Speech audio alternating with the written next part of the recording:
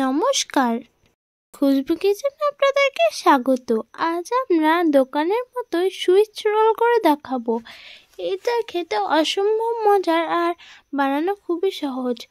আপনারা এটা অবশ্যই নিজের বাড়িতে ট্রাই করে দেখবেন। তো চলুন এটার জন্য কি কি উপকরণ লাগে সেটা বলে দিচ্ছি।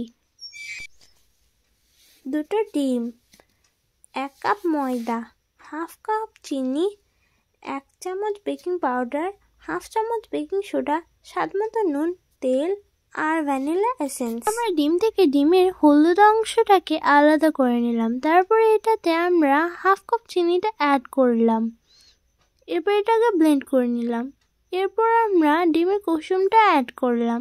এরপর আমরা ভালোভাবে এটাকে বিট করে নিলাম।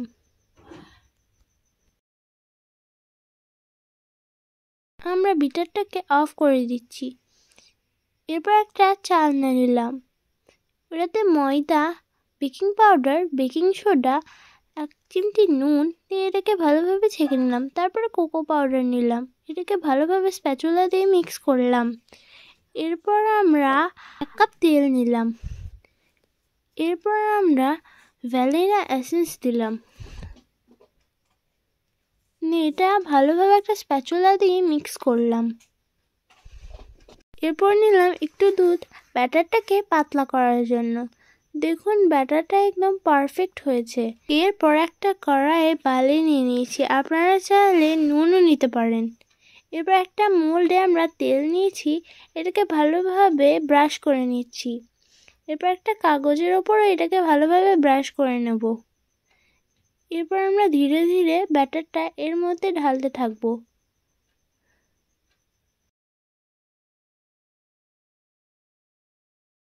আমরা ড্যাব ড্যাব করব যাতে এর ভেতরে কোনো বাবলস না থাকে। এরপর একটা স্ট্যান্ড নিয়েছি। এরপর মোল্ডটা এর মধ্যে দিয়ে দিচ্ছি। এরপর এটাকে ঢাকা দিয়ে দিচ্ছি। আমরা হুইপড ক্রিম পাউডার নিয়েছি, এটা একটা বোলের মধ্যে দিয়ে দিয়েছি। তারপরে 1/2 কাপ চিনি আর 1/2 কাপ দুধ দিয়েছি। এরপর এটাকে ভালোভাবে ব্লেন্ড করে নিতে হবে। দেখুন এটা একদম পারফেক্ট হয়েছে। আমি বোলটাকে উল্টালাম, দেখছি এটা পড়লো না, তার মানে এটা রেডি হয়ে গেছে। এটি বের করার পর আমি এটার ওপর ক্রিম দিয়ে দিচ্ছি। ক্রিম দেওয়ার পর আমরা এটাকে রোল করেছি। 1 ঘন্টা ফ্রিজে রাখার পর আমরা এটাকে বের করেছি। দেখুন কত সুন্দর হয়েছে। ভালো থাকবেন, সুস্থ থাকবেন আর পরবর্তী ভিডিওটার জন্য অপেক্ষা করবেন। লাইক করবেন, কমেন্ট করবেন এবং শেয়ার করে দেবেন। আজকের মতো এখানেই বিদায় নিয়েছি।